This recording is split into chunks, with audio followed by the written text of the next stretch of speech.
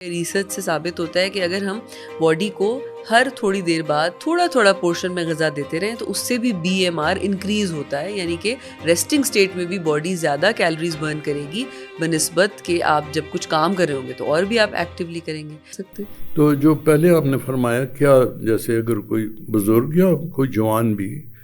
Late ناشتہ کرتے ہیں یا کوئی بھی خوراک دیر سے کرتے ہیں، ان کی ضرورت ہوئی یا پیدا، تو کیا اس سے ان کے مزاج میں بھی چڑچڑاپن آ سکتا ہے؟ دیکھیں، اگر کسی کی بھی بات کی جائے وہ یوں ہے کہ ہمارا بہت دیر تک آپ نے اگر کچھ نہیں کھایا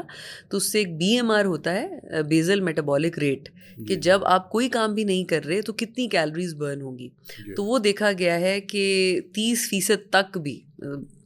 2-3% سے لے کے 30% تک بھی بی ایم آر بہت سلو ہو جاتا ہے، یعنی میٹابولزم آپ کا سلو ہو جاتا ہے باڈی کو اگر ہم اسٹارویشن میں رکھیں، بہت دیر تک بھوکا رکھیں، لیکن وہ بات ہے کہ تقریباً 48 آورس تک لے جائیں. تو اگر اس طرح کی عادت ہے کہ کچھ لوگوں کو میل اسکپنگ کی عادت ہوتی ہے کہ اس سے شاید ہمارا ویٹ کم ہو جائے گا، تو وہ اکثر باڈی اس حالت میں چلی جاتی ہے کہ کم کیلوریز استعمال کر رہی ہوتی ہے اور ویٹ لاس کے بجائے ویٹ یا تو گین ہونے لگتا ہے یا مینٹین رہتا ہے. ایک تو یہ بھی ہے. دوسری چیز یہ ہے کہ اگر ہم، یہ دیکھا گیا ریسرچ سے ثابت ہوتا ہے کہ اگر ہم باڈی کو ہر تھوڑی دیر بعد تھوڑا تھوڑا پورشن میں غذا دیتے رہیں تو اس سے بھی بی ایم آر انکریز ہوتا ہے، یعنی کہ ریسٹنگ سٹیٹ میں بھی باڈی زیادہ کیلوریز برن کرے گی بنسبت کہ آپ جب کچھ کام کر رہے ہوں گے تو اور بھی آپ ایکٹیولی کریں گے. تو اگر بزرگوں کے لحاظ سے دیکھیں کہ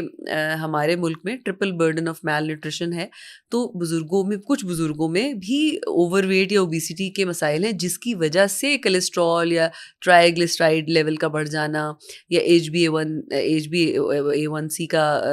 صحیح نہ آنا، پری ڈائبیٹک ہونا یا ڈائبٹیز کا شکار ہو جانا. تو اس کے لیے بھی ہم یہ کر سکتے ہیں کہ ہر تھوڑی دیر بعد، اگر 3 سے 3.5 گھنٹے بعد وہ تھوڑی تھوڑی غذا لے لیں تو ان کے لیے کافی بہتر ہوگا. وہ بہتر ہوگا. جی.